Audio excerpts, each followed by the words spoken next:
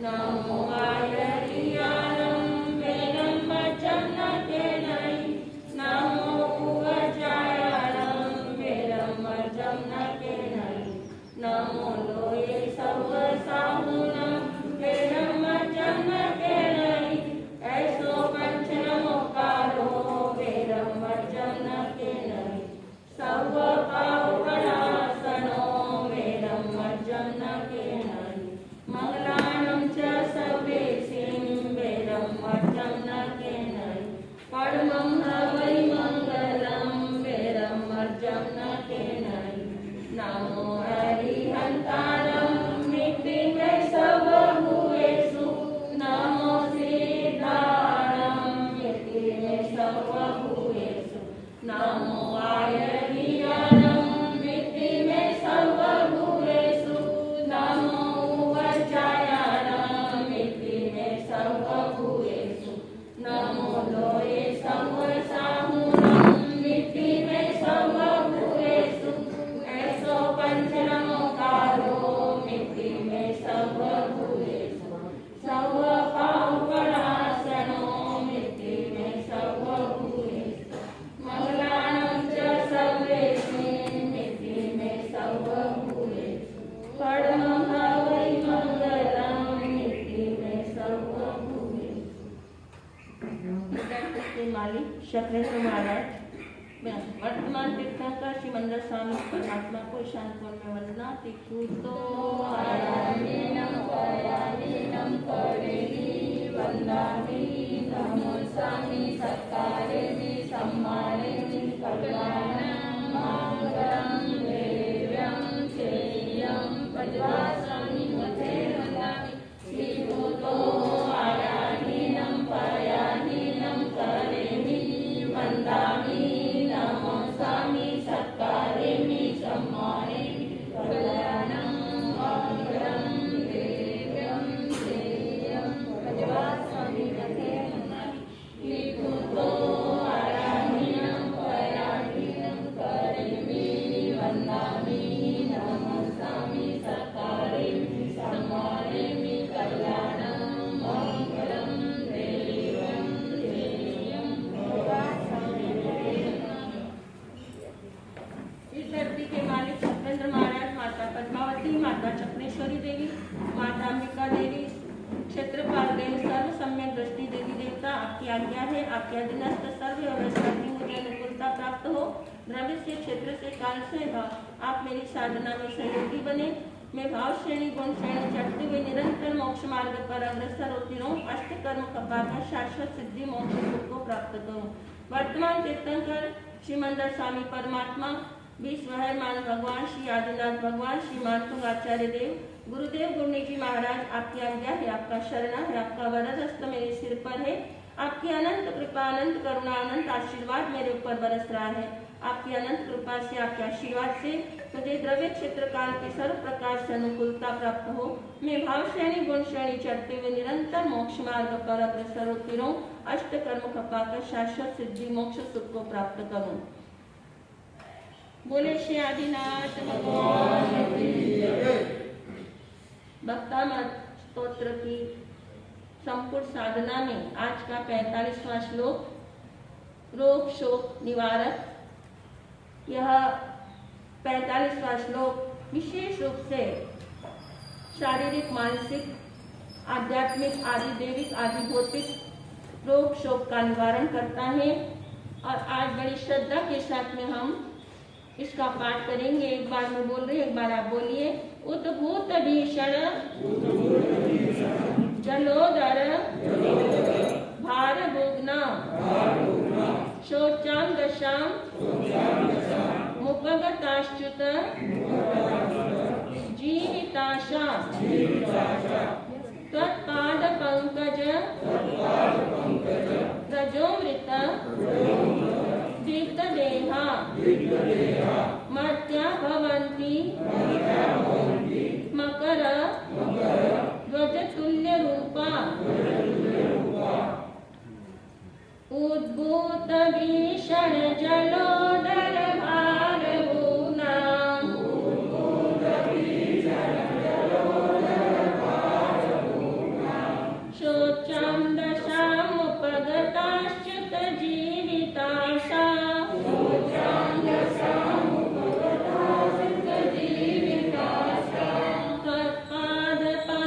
रजोमृत दीर्घ देहा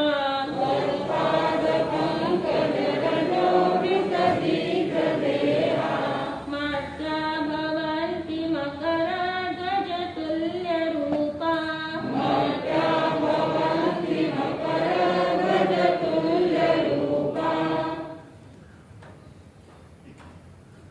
कहते हैं जब तक शरीर है तब तक रोग है। शरीर व्याधि मंदिरम, शरीर रोगों का घर है।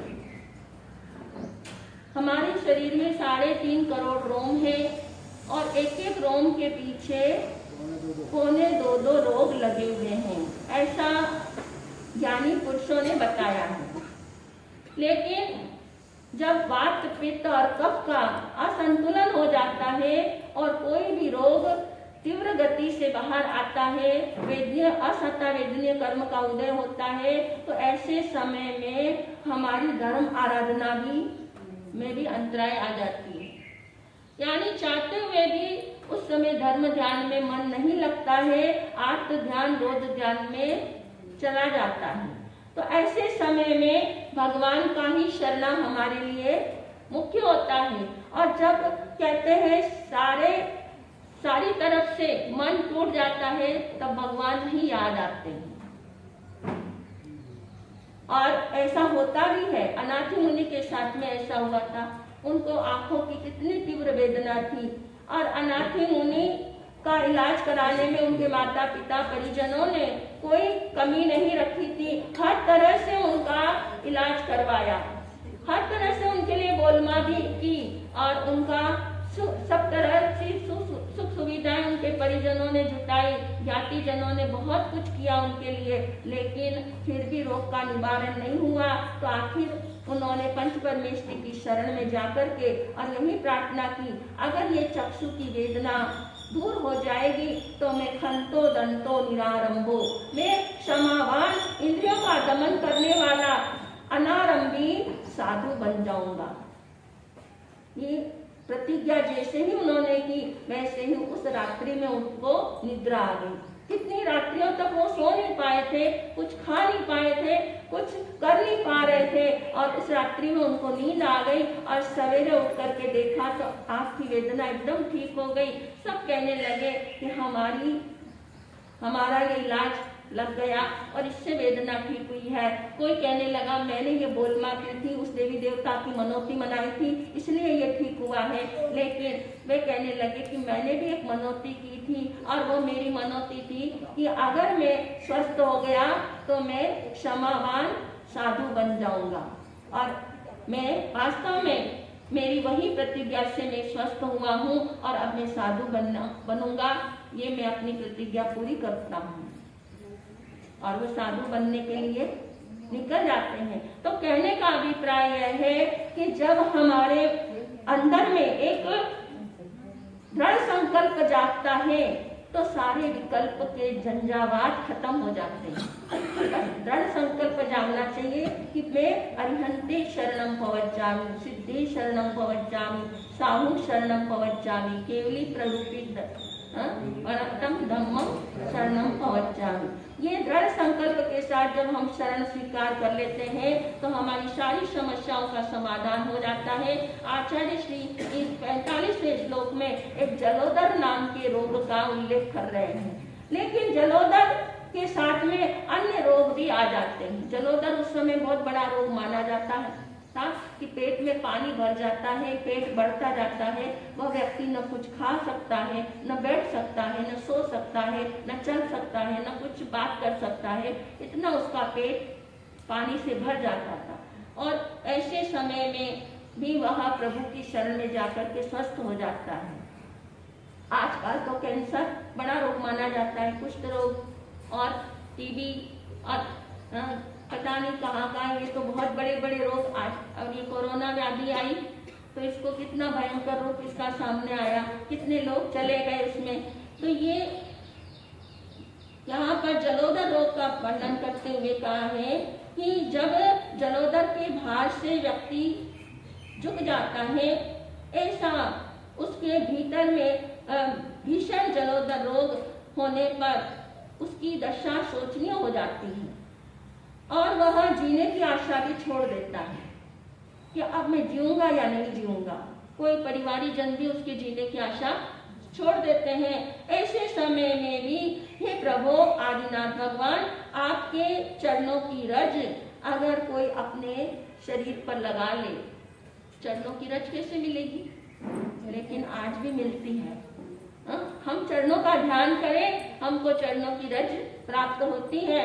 और मर्त्या भवन्ति मकर ध्वज तुल्य रूपा, हे प्रभु जब वो भक्त आपके ध्यान में लीन हो जाता है और आपके ध्यान में एक चित्त होकर के वह आपके नाम का स्मरण करने लगता है, तो वह मरता हुआ व्यक्ति भी यानी कामदेव के तुल्य रूप को प्राप्त होकर के और एकदम स्वस्थ मस्त हो जाता है। यानी उसके ऐसा लगता है उसके शरीर में कोई बीमारी रही नहीं। ऐसे आज भी अनुभव सामने आते हैं कि कैंसर की बीमारी मिट गई, अमुक बीमारी मिट गई।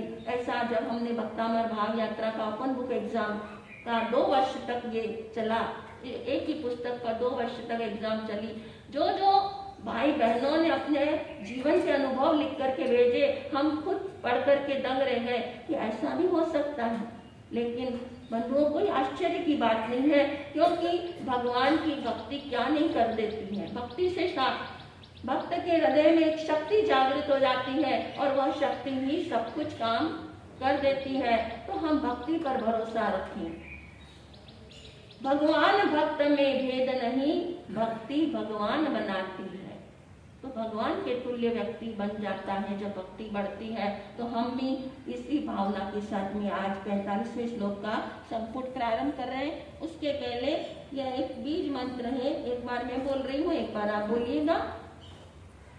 विधि मंत्र है, इस कांड में पीछे की तरफ लिखा हुआ है। ओम ह्रीं अरहम नमो अक्षिण महारसाणम। ओम ह्रीं अरहम नमो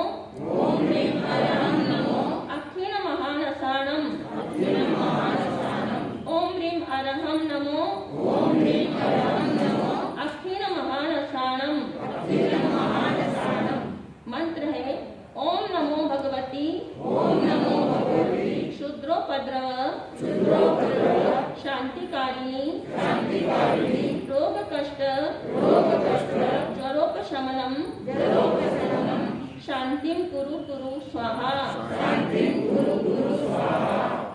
ओम ह्रीं भगवते भय भीषण हराय नमः। ओम ह्रीं भगवते भय भीषण हराय नमः। अब यहाँ पर नीचे 45वें श्लोक की साधना का कुछ विधि बताई गई है कि द्रव्य क्षेत्र काल भाव शुद्धि पूर्वक आज्ञा लेकर पीले रंग के वस्त्र, पीला आसन, पीली माला लेकर दक्षिण दिशा में यंत्र स्थापित करें और जल और तेल सामने रखें। 1008 बार विधि मंत्र का स्मरण करके मंत्र सिद्ध करें और 45वें श्लोक को 108 बार जपें। या आप अलग से इसकी साधना कर सकते हैं। इस 45वें श्लोक तथा रिद्धि मंत्र के साथ जपने से, यंत्र को पास में आदर पूर्वक रखने से अनेक व्याधियां, पीड़ा, रोग शांत होते हैं। महाभयानक मरण भय, जलोदर, भगंदर, गलित कुष्ठ रोगों का निवारण होता है। समस्त उपसर्ग दूर होते हैं। अहो आदिनाथ प्रभु, ये साधना हम अब आज 45वें श्लोक की साधना प्रारंभ कर रहे हैं। बोलो आदिनाथ भगवान की जय।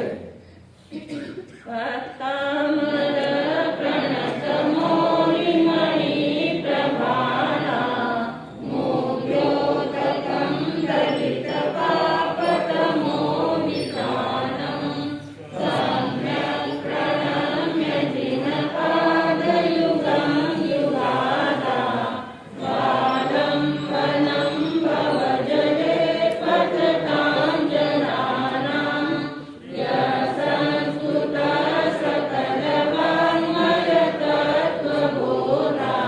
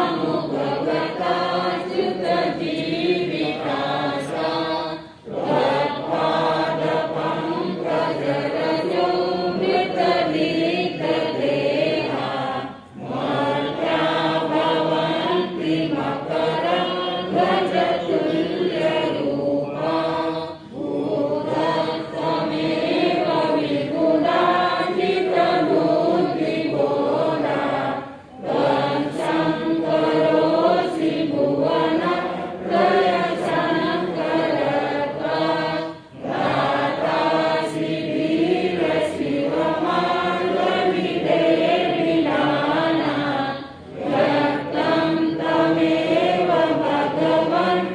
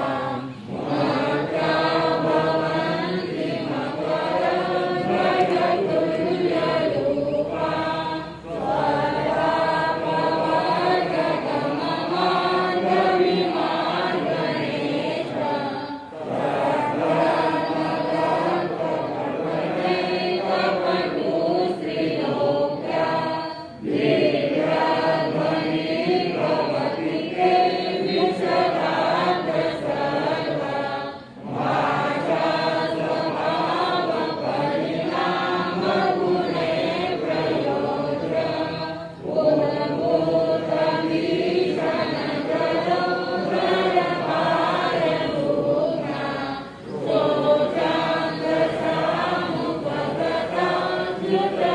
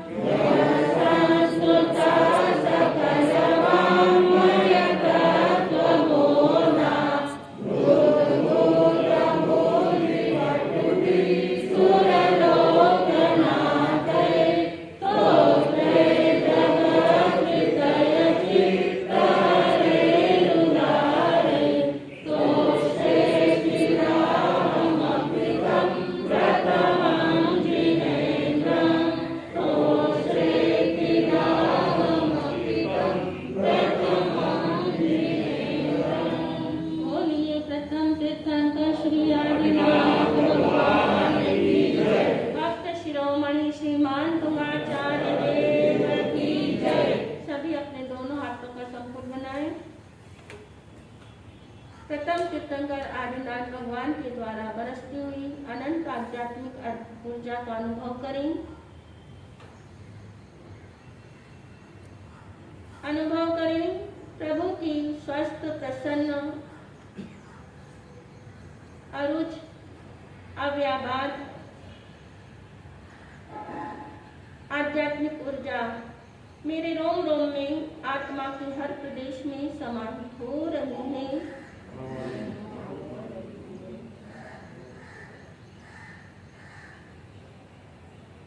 अहो प्रभु, सूर्य की किरणों की भांति आपकी आध्यात्मिक, स्वस्थ, प्रसन्न, आरोग्य बोधि लाभ देने वाली ऊर्जा इस सृष्टि के कण कण में, कोने कोने में, हर कोने में, हर दिशा में व्याप्त हो रही है।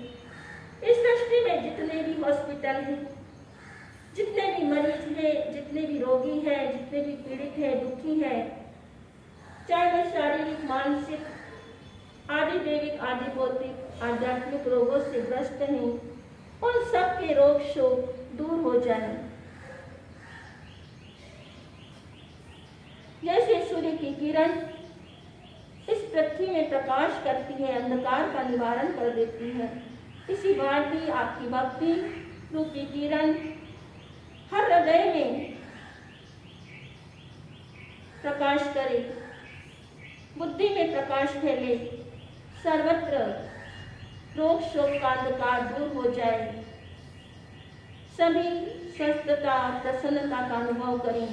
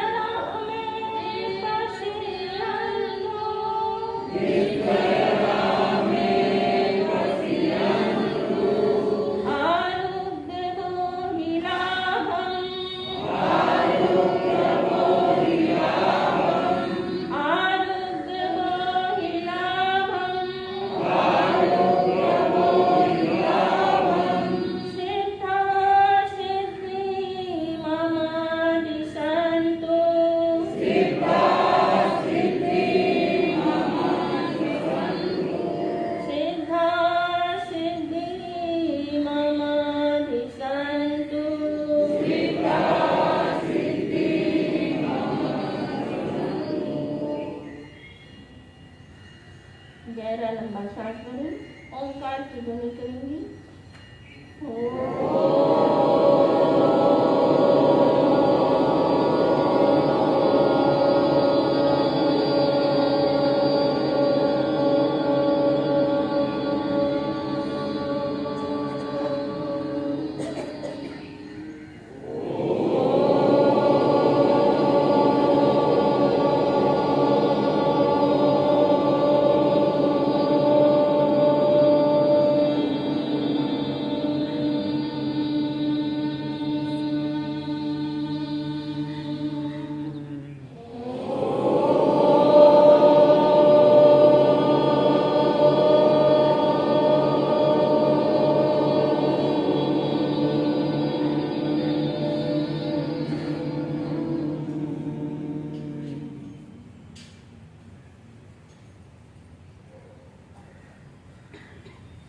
ज्ञान संपन्नो हम श्याम, दर्शन संपन्नो हम श्याम, चारित्र संपन्नो हम श्याम, तप संपन्नो हम श्याम, क्षमा संपन्नो हम श्याम, मैत्री संपन्नो हम श्याम, प्रीति संपन्नो हम श्याम, धीरे संपन्नो हम श्याम, ह्री संपन्नो हम श्याम, श्री संपन्नो हम श्याम।